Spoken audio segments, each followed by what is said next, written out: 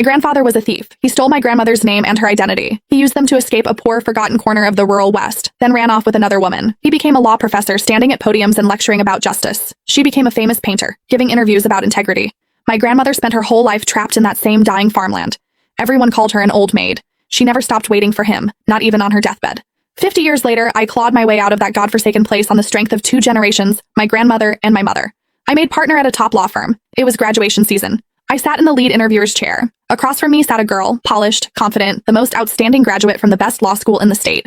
I opened her resume and flipped through it page by page. Then I stopped at the family information section. I stared at that name for a very long time. I looked up at her and said quietly, "You didn't get the job." The girl's smile froze on her face. "Excuse me?" I closed her file and repeated, more loudly this time, "You didn't get the job." The other interviewers exchanged glances. The partner on my left leaned in and dropped his voice to a whisper. "Ms. Smith, she's only 22, national mock trial champion, 6 published papers in top journals. She's a star. Please reconsider," he whispered, but the room was too quiet. She heard. She straightened up. "I've made my decision," I said, pushing the file aside. "Isabel Harrington, you didn't pass this interview. Please leave." Everyone stopped breathing. Her composure finally cracked. She slammed both hands on the table and stood up. "What do you mean?" I didn't answer. I just looked at her face. Her eyes, her nose, the line of her jaw, all painfully similar to an old photograph I had stared at for years. My hands clenched. Her brow furrowed in anger.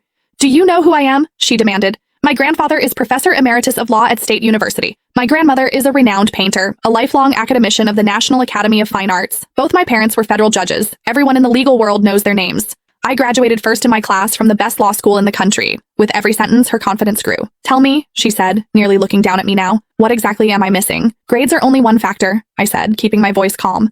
"In this profession, I also care about character and a clean disciplinary record. As for your family, they don't give you any extra credit here. Please leave." She stiffened. This was probably the first time anyone had ever rejected her so publicly. Her face flushed red. "You're maliciously targeting me." She snatched her papers and jabbed a finger at me. "Evelyn Smith, right? Just wait. One word from my grandfather, and you'll never work in this industry again." She stormed out, shooting me a venomous look before slamming the door. "Miss Smith," the other interviewer started. I raised a hand. "Next candidate." The remaining 3 were excellent. Back in my office, I had just set down their files when the senior partner David Johnson burst in. "Evelyn, are you insane? Why did you cut Isabel Harrington? Do you know who her family is? Her grandfather is Emeritus Professor of Law at State University and a longtime partner of this firm. Turning his granddaughter away has consequences." He spoke faster than usual. "Post the offer immediately. Now." "Too late." I gave him a mocking look.